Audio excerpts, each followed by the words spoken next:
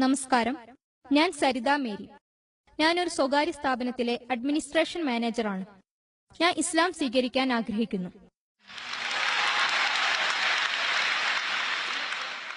കാരണം എന്റെ ജീവിതത്തിലെ 2 പേർ കാരണമാണ്. ഞാൻ ഒരു മുസ്ലിമിനെ വിവാഹം കഴിക്കാൻ ആഗ്രഹിക്കുന്നു. എല്ലാ ദിവസവും ജനങ്ങളോട് സംസാരിക്കുന്നതിനായി ഞാൻ അദ്ദേഹത്തെ കാണാറുണ്ട്. അദ്ദേഹം ലളിതനും മതനിഷ്ഠയുള്ള ആളുമാണ്. രണ്ടാമത്തെയാൾ ഡോക്ടർ സാക്കിർ നായിക്കാണ്. കാരണം ഞാൻ അദ്ദേഹത്തിന്റെ പ്രഭാഷണം ശ്രദ്ധിക്കാറുണ്ട്. അത് എല്ലാ മതങ്ങളെക്കുറിച്ചും അറിയാൻ ഉതകുന്നവയാണ്. ഇസ്ലാം സ്വീകരിക്കുന്നതിന് മുമ്പ് എനിക്ക് താങ്കൾ ഒരു കാര്യം വ്യക്തമാക്കി തരണമെന്ന് ആഗ്രഹിക്കുന്നു. യേശുവിന്റെ മാതാവായ മേരിയെക്കുറിച്ച് ഖുർആനിൽ എന്താണ് പറയുന്നത്? മാഷാ അല്ലാഹ്. മതനിഷ്ഠയുള്ള ഒരു വ്യക്തി കാരണവും എന്റെ പ്രഭാഷണവും കാരണം സഹോദരിക്ക് മുസ്ലിം ആവാൻ ആഗ്രഹമുണ്ട്. അതിനു മുൻപ് മേരിയെക്കുറിച്ച് ഖുർആൻ എന്താണ് പറയുന്നത് എന്ന് വ്യക്തമാക്കാൻ ആഗ്രഹിക്കുന്നു. ഖുർആനിൽ അള്ളാഹു മേരിയെക്കുറിച്ച് പറഞ്ഞതും ബൈബിളിൽ പറഞ്ഞതും താരതമ്യം ചെയ്താൽ യേശു അലൈഹി ഇസ്ലാമിയുടെ മാതാവായ മറിയത്തിന്റെ പേരിൽ ഖുർആനിൽ ഒരു അധ്യായം തന്നെയുണ്ട്. ബൈബിളിലെ എല്ലാ പുസ്തകവും വായിച്ചാലും, പുതിയ നിയമമാവട്ടെ പഴയ നിയമമാവട്ടെ, പ്രൊട്ടസ്റ്റന്റുകളുടെ 66 പുസ്തകമാവട്ടെ, കത്തോലിക്കരുടെ 73 പുസ്തകമാവട്ടെ, മേരിയുടെ നാമത്തിലൊന്നുമില്ല. എന്നാൽ ഖുർആനിൽ മറിയം എന്ന പേരിൽ ഒരു അധ്യായമുണ്ട്. യേശു അലൈഹി ഇസ്ലാമിയുടെ ജനനത്തിന്റെ കഥ ബൈബിളിൽ പരാമർശിച്ചതും ഖുർആനിൽ പറഞ്ഞതും വിശകലനം ചെയ്താൽ അത് രണ്ടും വ്യത്യാസമുണ്ട്. മൊത്തത്തിൽ നോക്കിയാൽ ഒരുപോലെയാണെങ്കിലും സൂക്ഷ്മമായി നോക്കിയാൽ വ്യത്യാസമുണ്ട്. ഉദാഹരണത്തിന്, പ്രധാന മാലാഖ ഗബ്രിയേൽ മേരിയോട് ചോദിക്കുന്നു, നിങ്ങൾക്ക് ഒരു കുട്ടി ഉണ്ടാകാൻ പോകുന്നു. ഒരാളുമായും ലൈംഗിക ബന്ധമില്ലാത്ത എനിക്ക് എങ്ങനെ കുട്ടിയുണ്ടാകാനാണെന്ന് മേരി തിരിച്ചു ചോദിക്കുന്നു. ഇതേ സംഗതി ഖുർആൻ പറയുന്നു. 3-ാം അധ്യായം ആൽ ഇമ്രാനിലെ 42 മുതൽ 47 വരെയുള്ള വചനങ്ങൾ. മറിയം പറഞ്ഞു, എന്റെ രക്ഷിതാവേ, എനിക്ക് എങ്ങനെയാണ് കുട്ടിയുണ്ടാവുക?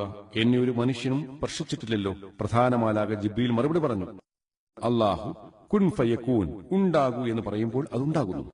ഖുർആനിൽ മേരി എനിക്ക് എങ്ങനെ ഒരു മനുഷ്യനും സ്പർശിക്കാതെ കുട്ടിയുണ്ടാവുമെന്ന് ചോദിക്കുന്നു, അതായത് ലൈംഗിക ബന്ധത്തിലല്ലാതെ.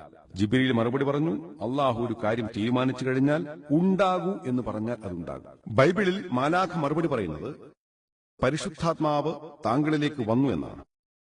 അപ്പോൾ പരിശുദ്ധാത്മാവ് വന്ന് എന്താണ് ചെയ്യുക എന്ന് ചിലർ ചിന്തിക്കും. അവൻ പലതും ചിന്തിക്കും. പരിശുദ്ധാത്മാവ് വന്ന് എന്താണ് ചെയ്യുക എന്ന് അവൻ ചിന്തിക്കും. ആശയം ഒരുപോലെയാണ്, അതായത് ഒരു പുരുഷന്റെ ഇടപെടലില്ലാതെയാണ് യേശു അലൈഹി ഇസ്ലാം ജനിച്ചതെന്ന്. എന്നാൽ ബൈബിളുമായി താരതമ്യം ചെയ്യുമ്പോൾ ഖുർആൻ വിശദീകരിക്കുന്ന രീതിയാണ് കൂടുതൽ ദൈവികമായിട്ടുള്ളത്, കൂടുതൽ തൃപ്തികരമായിട്ടുള്ളത്. ഖുർആൻ വായിച്ചാൽ അല്ലാഹു സുബ്ഹാനഹു വ തആല 3-ാം അധ്യായം 42-ാം വചനത്തിൽ പറയുന്നു, മറിയമേ, തീർച്ചയായും അള്ളാഹു നിന്നെ പ്രത്യേകം തെരഞ്ഞെടുക്കുകയും നിനക്ക് പരിശുദ്ധി നൽകുകയും ലോകത്തുള്ള സ്ത്രീകളിൽ വെച്ച് ഉത്കൃഷ്ടയായി നിന്നെ തെരഞ്ഞെടുക്കുകയും ചെയ്തിരിക്കുന്നു. ഖുർആനിൽ മറിയം അലൈഹി ഇസ്ലാമയ്ക്ക് ആദരവ് നൽകുകയാണ്. അതായത് അല്ലാഹു സുബ്ഹാനഹു വ തആല പറയുന്നു, ലോകത്തുള്ള സ്ത്രീകളിൽ നിന്ന് താങ്കളെ തെരഞ്ഞെടുത്തിരിക്കുന്നു. ഖുർആൻ അറബികൾക്ക് അറബി ഭാഷയിലാണ് അവതരിച്ചത്. അന്ന് അറബികളും ജൂതന്മാരും നല്ല ബന്ധത്തിലായിരുന്നില്ല. ഖുർആൻ ഒരു ജൂത സ്ത്രീയെക്കുറിച്ചാണ് ഇത് പറയുന്നത്. യേശു അലൈഹി ഇസ്ലാമിയുടെ മാതാവ് മേരിയെ ലോകത്തെ മൊത്തം സ്ത്രീകളിൽ നിന്ന് തെരഞ്ഞെടുത്തു എന്നാണ്.